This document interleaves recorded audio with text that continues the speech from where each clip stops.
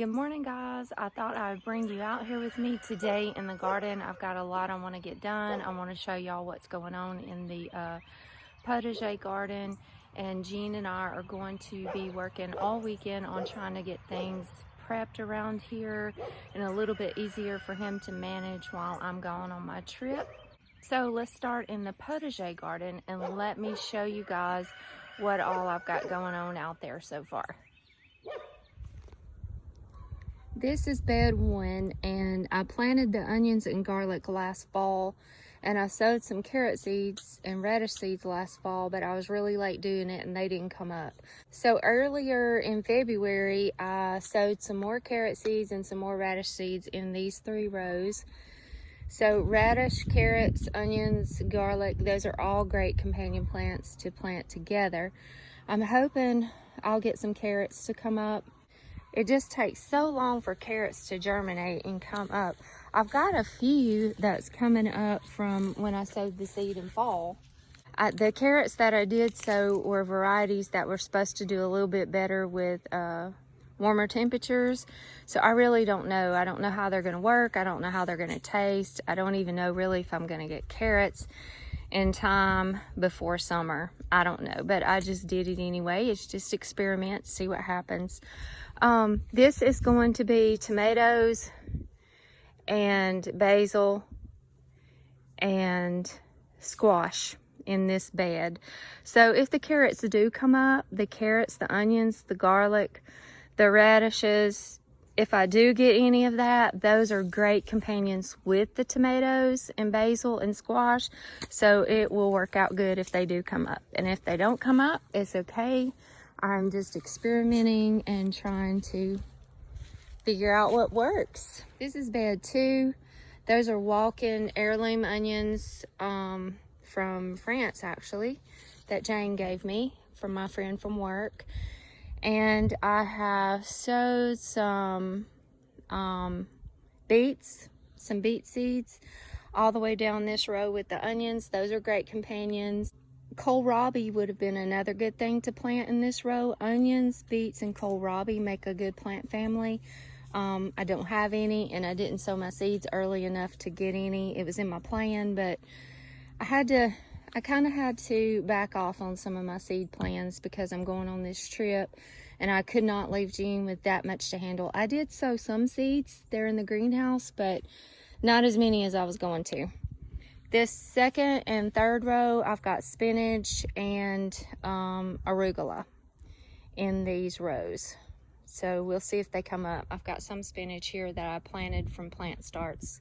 This is the 4th bed, and I have planted all my potatoes in this bed, white, yellow, and red potatoes. I planted these a couple of weeks ago. So I've already got those in. You can see where I've done them down each row here.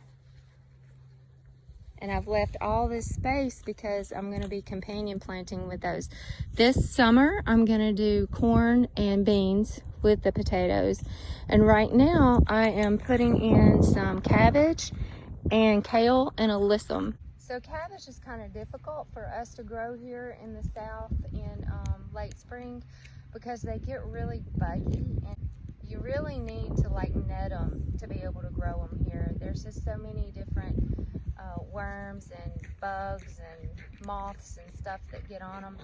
But I'm gonna go ahead and plant some anyway with my potatoes here. Cabbage, kale, and sweet alyssum is great companions to grow with your potatoes. It's supposed to improve the taste and the flavor when you plant those together. I don't really know for sure because I've never done it. Also, sweet alyssum, I'm sowing a lot of sweet alyssum seed here. It is a reseeding annual flower. It is a great plant to attract beneficials, and it attracts parasitic wasps that eat a lot of the bad bugs that get on our vegetables and our plants. So I am sowing some sweet alyssum here.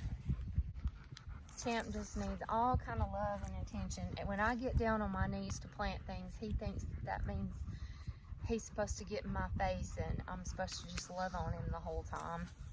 And a lot of times he's just too hard to resist because he's so stinking cute and sweet. But Anyway, so sweet alyssum is a great beneficial plant. It attracts a lot of beneficials. It attracts a lot of pollinators to the garden. So I'm actually going to sow a lot of sweet alyssum seed. I've got a lot here. I got a lot of different kinds and colors, and I'm going to sow all 4 of these packets in here. I really should have done these inside the garden shed and then planted my transplants out here in the garden, but like I said, I had to back off a little bit on my indoor sowing plan. So I'm just going to direct sow out here and just see what happens. We'll see how it goes. Okay, buddy, I got to get these in the ground.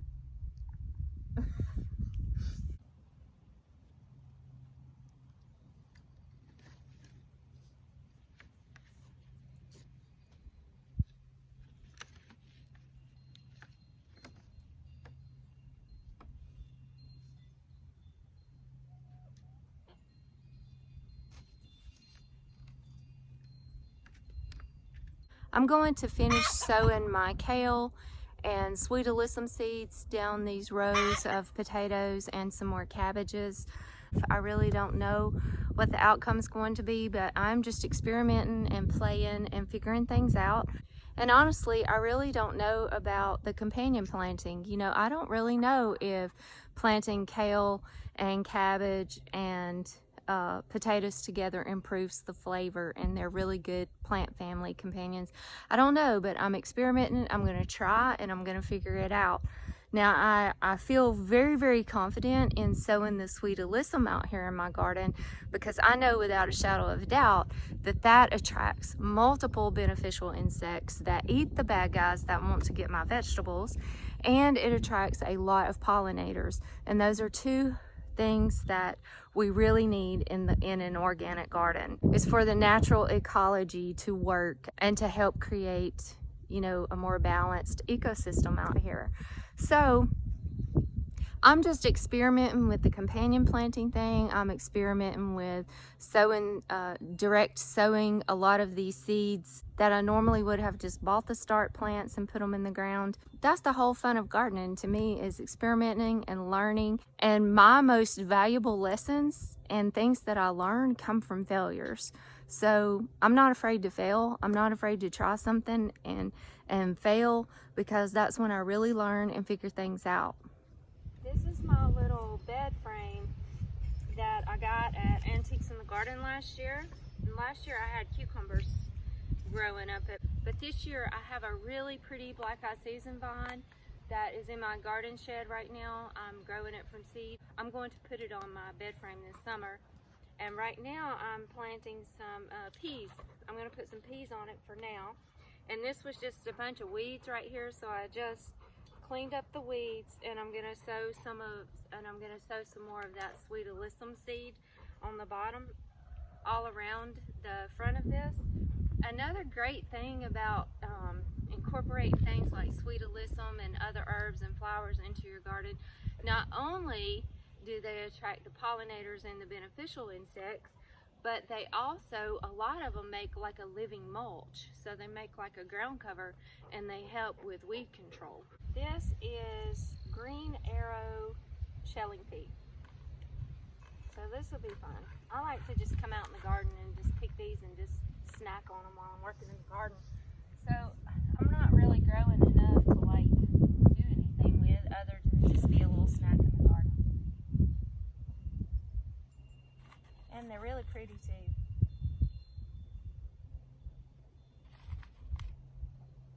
If I had more trellises and structures built out here, which is coming, it's in the future, then I would be planting a whole bunch of little peas out here. And sweet peas and all kinds of stuff like that. But as Jean says all the time, Rome wasn't built in a day, so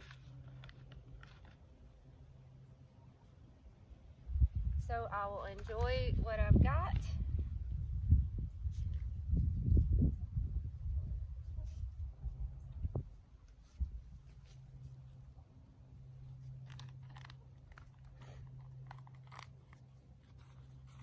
I love this little bed frame. I want to get some more structures like this to put out here in the garden. I want to take a little hike through the woods and find some cool branches and limbs and make a couple of TP trellises to go out here too.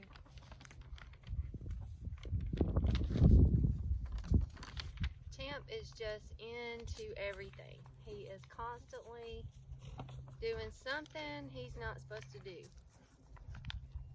Look at this dog. Chewing up my cardboard and making a mess. Champ, Champ, what are you doing? I always bring my garden journal out here with me, and this is something I always try to do after I finish doing like one garden bed section, whether it be sowing seeds or planting plants or whatever. Then I try to just take a break, come sit down for a minute and draw out or write down what I put where. You always think you're going to remember what you put and what you did, but I never do. I never remember. So I try to always just take a minute and come write down what I put where. Especially with me experimenting with things all the time, then I really need to journal it and log it and write it down so that I can refer back to my notes and see what worked and what didn't work, because I am not going to remember what I did unless it's wrote down on paper.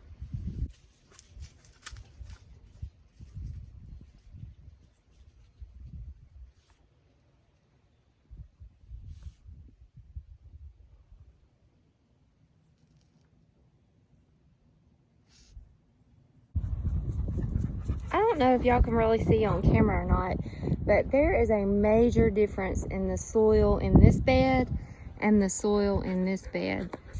This one is one that we planted the sun hemp in last year. We had a cover crop going in this bed all year long, and I've added manure to it and worm compost and just been adding to it and building it up since last summer.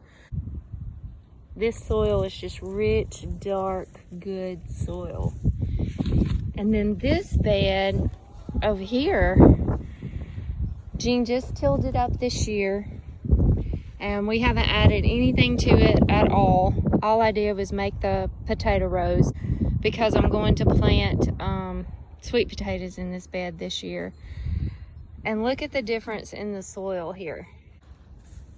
This is just sandy soil. Major difference in what 1 year of cover cropping and adding compost can do to the soil and soil structure. I'm about to clean out the chicken coop and add all that good stuff that's inside that coop to these rows here and start working on building this bed up. We won't be planting the sweet potatoes until early part of summer, so that'll have plenty of time to break down good. We do the deep litter method inside the chicken coop, so it's really already almost completely broke down and good. The only thing is like all the fresh stuff that they've contributed in the last few weeks or so wouldn't be composted enough, would still be too hot. But it's going to be sitting out here on these rows for about 3.5 months or so before we ever plant anything, and it should be ready to go by then. So now we start working on building these beds up, and then the other 4 beds that he tilled up this year, they're all going to be cover cropped all year long. In all 4 of those beds we have clover right now. This summer we'll be planting sun hemp and buckwheat in those beds, and then this winter we'll be doing a brassica mix. So by next spring, those 4 beds should be awesome. But it's just amazing how good the soil is on these first 4 beds that we've been working on building up the soil, just adding compost and chicken manure and black cow and worm compost and super soil, and we've just really been working on these beds, and you can tell a major difference in this soil in these beds versus this soil that is just freshly tilled and nothing's been added to it. Well guys, that's it for the work today. Gene just called me. He's on his way home. He took off a little early. It is date night, and our dates usually consist of throwing something on the grill and Netflix, or chilling around the campfire or something. But tonight we're going to see Call of the Wild with Harrison Ford. Super stoked about this. Supposed to be a great movie. We're gonna grab a bite to eat and we're gonna go see a movie and get up early in the morning and get back on it. So we'll see you guys in the morning. We're going on a date night tonight. Yes, Champ, we're leaving you. We're going to see a movie and dinner. Yep. With this beautiful little thing here. Call of the Wild. Yeah. So we're going to see if we can get wild tonight. All right. We'll keep you posted. Good morning. Good morning. The movie was good last night. Call of the Wild's a good movie. Y'all should go see it. So it's Saturday morning and we have been working on bee stuff this morning. Yeah, there's not much nectar flow, and we had a little bit of a light frost this morning, but a lot of the trees are starting, some of them are starting to bud out, and the bees are getting very active. They're carrying some pollen in from somewhere, but they need to get some nectar flow. So right now, Tracy has made up some, I was outside moving the chickens from the chicken tractor back into the big pen, and that was a chore. But I got those, now they're out there fighting and hen pecking again and rooster fighting, trying to dominate each other. But anyway, so we've got sugar water made, Tracy has, and she put some honeybee healthy in it. It's a good amino acids and minerals for bees. And essential oils. Essential oils. You got to have the essential. So we have got it, it's cooling off right now. We've got a big pot on the stove that we've mixed up. And we're gonna take them out to the bees today when it cools off and just check 2 boxes that I inspected the other day. Wasn't quite ready for another super. So we're gonna check that. We're probably gonna add another super, and we may have to add some more on the other ones. We're gonna give them some food. And as stated before, right now the queens are laying eggs like crazy, and they'll have enough, they're gonna have, probably they've been laying for the past week or so, but within probably 2 weeks, a huge adult population of bees is gonna hatch out, and a lot of drones, adult worker bees, all those little mean women that hate me, but the populations are exploding, so that's why we have to keep checking and adding supers and hives and all that good stuff, and making sure the wax moths and the beetles and or ants are not attacking the hives.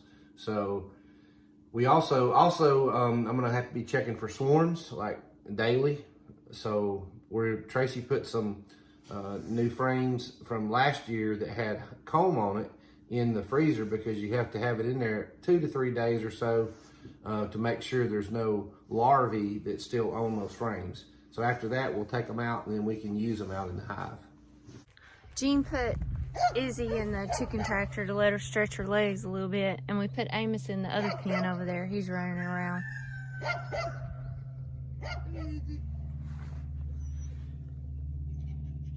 Izzy sunbathing. Look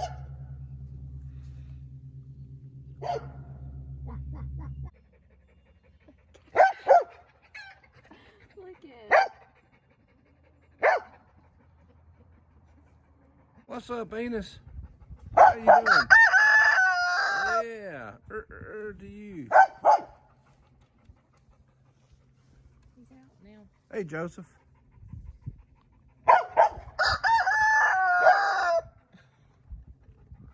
He won't shut up, will he, Gertrude? She's here. Oh, Doing it again, nothing.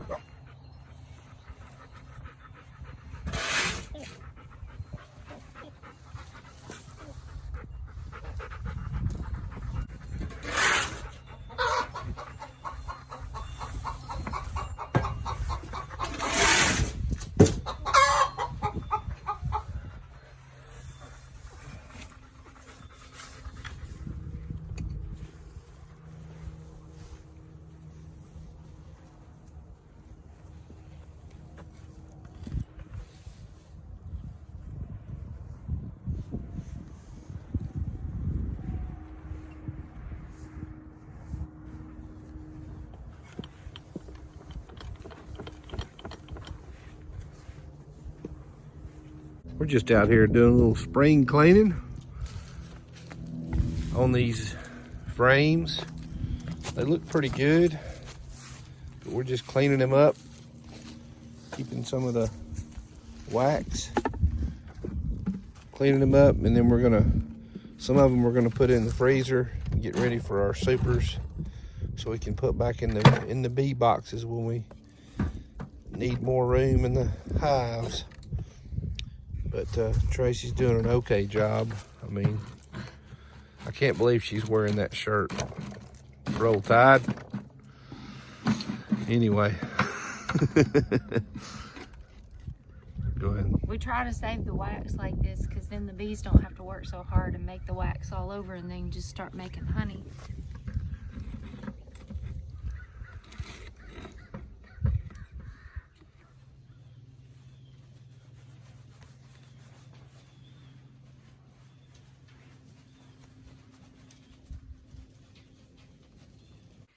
Well, we didn't film a whole lot of what we were working on today just because we were so busy trying to get a lot of stuff done. This was really our last weekend home together before I leave. So we did feed the bees, and we put on a couple of new supers on the other 2 hives that Jean didn't get done last week. We cleaned out the chicken coop and put all of that good stuff into the bed where we're going to grow the sweet potatoes this summer. And we put in fresh new shavings into the coop. I did finish this bed today. We moved the chicken tractor out of this bed. I wanted to go ahead and get this bed ready. This bed this summer is going to be beans and cucumbers and zinnias and marigolds. And right now I've planted some broccoli and Brussels sprouts and collards and mustards and beets. And then this side is all going to be cucumbers. I'm going to get some little trellis teepee type things, I think, to grow my cucumbers on and put in this little section and put some zinnias in here. So I did finish this bed today, and we worked on the bee equipment today. We got it organized. We're got a system where we're running our frames through the freezer. I've got them all put together so that if there's swarms, Jean can just grab the boxes and be ready to go instead of having to round everything up. And we got some honey supers ready to go on whenever it's time to do that. So we got all the bee equipment ready to go. And I've got some seeds going in here in the garden shed. Just a few. I really cut back on my plan because I didn't want Jean to have to take care of so much while I'm gone. But I got a few things going in here, some mostly herbs and flowers, and a few vegetables, but I'm probably just going to end up buying most of my starts on vegetables at Petals. But I've got some feverfew and borage and hyssop and bee balm, and echinacea, calendula, nasturtiums, marigolds. Got some basils and spinach and some squash going here. So we'll see how this fares while I'm gone. Well, guys, I should be getting on a plane right now with my mom headed to California to get on our boat headed to Hawaii for a month. But thanks to the coronavirus, our trip has been canceled and it is rescheduled for October. So I'm pretty bummed about it, but I'm staying positive because everything happens for a reason, and it's just really not worth the risk to travel right now. So it's all good. We'll be going in October. You know, this coronavirus thing is crazy. Everybody is going crazy. I've never experienced anything like this before in my lifetime, where a virus or a plague has just like spread so fast over the whole country, over the whole world. It's just crazy. And you know, one thing that I've really realized is, you know, our grocery stores, they're stocked for like maybe a day, 2, maybe 3 days at max, and then they're out.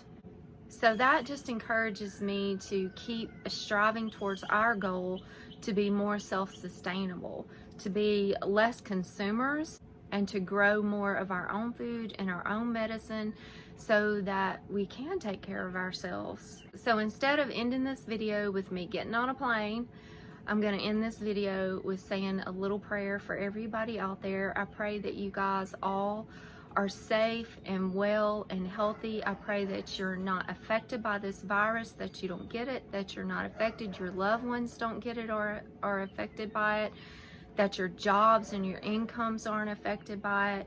I just pray for God's protection over all of us, and I pray blessings over every one of you guys. And since I'm not going to Hawaii, I will be in the garden. So I'll see you guys on the next video. God bless you.